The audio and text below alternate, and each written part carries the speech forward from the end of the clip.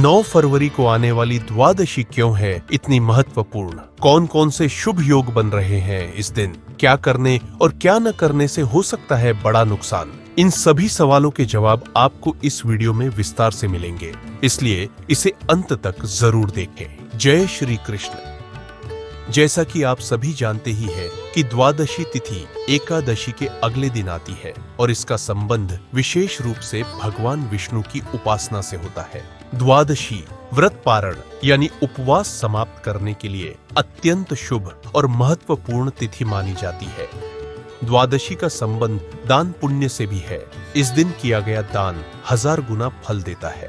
लेकिन इस बार की द्वादशी अपने आप में बहुत ही महत्वपूर्ण है। इस बार द्वादशी पर कई विशिष्ट योग बन रहे हैं, जिनमें से त्रिपुष्कर योग सबसे अधिक महत्वपूर्ण है। त्रिपुष्कर योग बनने के कारण इस बार की द्वादशी और भी अधिक मंगलकारी और कुछ मामलों में सावधानी पूर्वक आचरण करने योग्य बन रही है।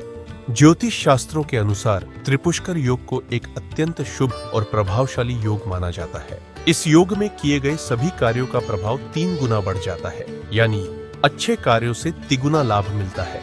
लेकिन यदि कोई अनुचित या गलत कार्य कर लिया जाए तो उसका दुष्प्रभाव भी 3 गुना ही बढ़ जाता है। आज की इस वीडियो में हम जानेंगे उन सभी कार्यों के बारे में जिन्हें त्रिपुष्कर योग में करने से बचना चाहिए, ताकि असावधानीवश कोई बड़ा नुकसान न हो जाए। त्रिपुष्कर योग तब बनता है जब 3 तिथियां एकादशी, द्वादशी और त्रयोदशी एक साथ संयोग बनाती है। यह योग अत्यंत दुर्लभ और प्रभावशाली माना जाता है। 9 फरवरी 2025 को माघ शुक्ल पक्ष की द्वादशी तिथि है, जो शाम 7:26 तक रहेगी। इस दिन त्रिपुष्कर योग शाम 5:53 से शाम 7:26 तक रहेगा। चलिए सबसे पहले जानते हैं कि कौन कौन से कार्यों को करना इस योग में शुभ माना जाता है। भूमि भवन खरीदना। इस योग में मकान, फ्लैट, फार्म हाउस, संपत्ति आदि खरीदने से समृद्धि बढ़ती है। घर निर्माण कार्य की नींव रखने के लिए भी यह उत्तम समय है। खरीदी गई संपत्ति की कीमत में भविष्य में अत्यधिक वृद्धि होती है। यह संपत्ति पीढ़ी दर पीढ़ी लाभकारी बनी रहती है। गहने और वाहन खरीदना। त्रिपुष्कर योग में सोना, चांदी, हीरे मोती आदि के आभूषण खरीदना शुभ होता है। इस समय खरीदे गए वाहन से यात्रा में सुख, शांति और सौभाग्य बना रहता है। भविष्य में इन चीजों की कीमत में वृद्धि होती है, जिससे आर्थिक लाभ मिलता है। विवाह, सगाई या शुभ संस्कार। त्रिपुष्कर योग में विवाह, सगाई या शुभ संस्कार जैसे कार्यों को करने से वैवाहिक जीवन सुखी और समृद्ध होता है। पति पत्नी के बीच प्रेम और सामंजस्य बना रहता है। परिवार में सौहार्द और खुशहाली बनी रहती है। नया व्यवसाय शुरू करना। त्रिपुष्कर योग में दुकान, फैक्ट्री या अन्य व्यापार की नींव रखना शुभ होता है। इस योग में नए व्यवसाय की शुरुआत करने से व्यापार में तिगुनी वृद्धि होती है। निवेश और धन संबंधित कार्य। त्रिपुष्कर योग में किए गए निवेश से तिगुना लाभ प्राप्त होता है। इस योग में शेयर बाजार, रियल एस्टेट, सोना चांदी, म्यूचुअल फंड आदि में निवेश करना अत्यधिक लाभकारी होता है। धन की वृद्धि के लिए यह योग उत्तम होता है, जिससे भविष्य में आर्थिक स्थिति मजबूत बनी रहती है। अब आइए जानते हैं कि इस योग में कौन से कार्य नहीं करने चाहिए, ताकि उनसे होने वाले नकारात्मक प्रभावों से बचा जा सके। तुलसी और पीपल के पत्ते न तोड़ें। भगवान विष्णु को तुलसी और पीपल अत्यंत प्रिय है। इस दिन इनके पत्ते न तोड़े, बल्कि इनकी पूजा करें, ताकि भगवान की कृपा बनी रहे। अशुभ या गलत संकल्प न लें। इस योग में लिया गया संकल्प 3 गुना प्रभाव डालता है, इसलिए केवल अच्छे और सकारात्मक संकल्प लें, ताकि जीवन में सुख समृद्धि बनी रहे। धार्मिक कार्यों में विघ्न न डालें। पूजा पाठ, ध्यान और दान पुण्य में मन लगाएं। इस दिन किए गए सत्कर्म का 3 गुना पुण्य मिलता है, जिससे जीवन में शुभता और सकारात्मकता बनी रहती है। उधार न दें और न लें। इस योग में दिया गया उधार लौटने में कठिनाई हो सकती है और आर्थिक हानि का सामना करना पड़ सकता है। बेहतर होगा कि इस दिन किसी से उधार लेने या देने से बचें। नकारात्मक सोच और विवाद से बचें। इस योग में झगड़े और कटु वचन का असर 3 गुना बढ़ सकता है। यदि किसी के साथ विवाद हुआ तो रिश्तों में दूरियां बढ़ सकती है, इसलिए शांति और संयम बनाए रखें।